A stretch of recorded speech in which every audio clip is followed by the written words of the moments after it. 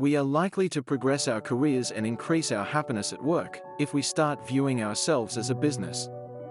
After all, excluding legal protections and tax status, the only difference between a company and an individual employee is scale.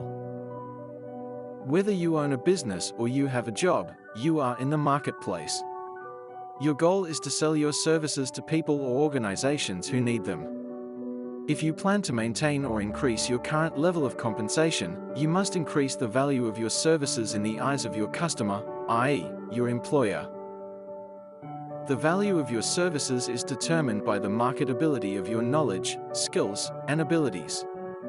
To increase that marketability, you must take 3 simple actions. 1. Increase your knowledge. Pursue formal education in your field. Routinely attend training courses and workshops. Attend professional events.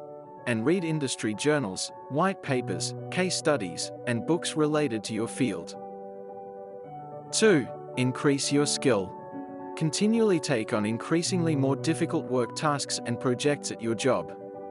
If you are unable to do so at work, volunteer to do so within another organization. While executing tasks, look for better ways to complete the tasks. Put to use the knowledge you gained from your formal education courses, trainings, and workshops. 3. Increase your abilities. Learn new technologies. Learn all you can from the more productive people at your job and in your career field. Despite your best efforts, increasing your knowledge, skills, and abilities may not lead to bonuses, awards, and promotions in your current position.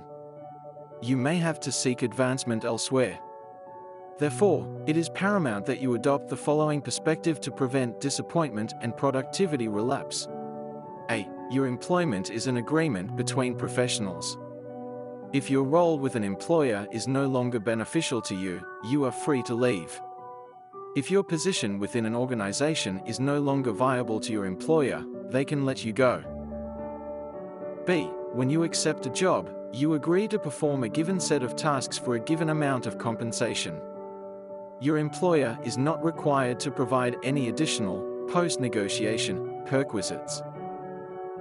C. Every day you work a job, you are working to ensure you receive positive recommendations from your manager and at least some of your co-workers. D. Be thankful that you have a job and that things are happening for you. Although things may not happen at your ideal pace, remember that for the majority of the people on the planet, things are not happening at all. E. Work to deliver your services more effectively and efficiently than anyone else within your organization. That way, if the organization has to make cuts, you will be immune or the very last to go. Should the company make you redundant, it hurts itself. F. Seek validation from the market, not your job. Float your resume and do interviews from time to time to gauge your value in the marketplace. G. Within every organization, there are 3 categories of employees: cronies, workhorses, or merit-based, and seat fillers.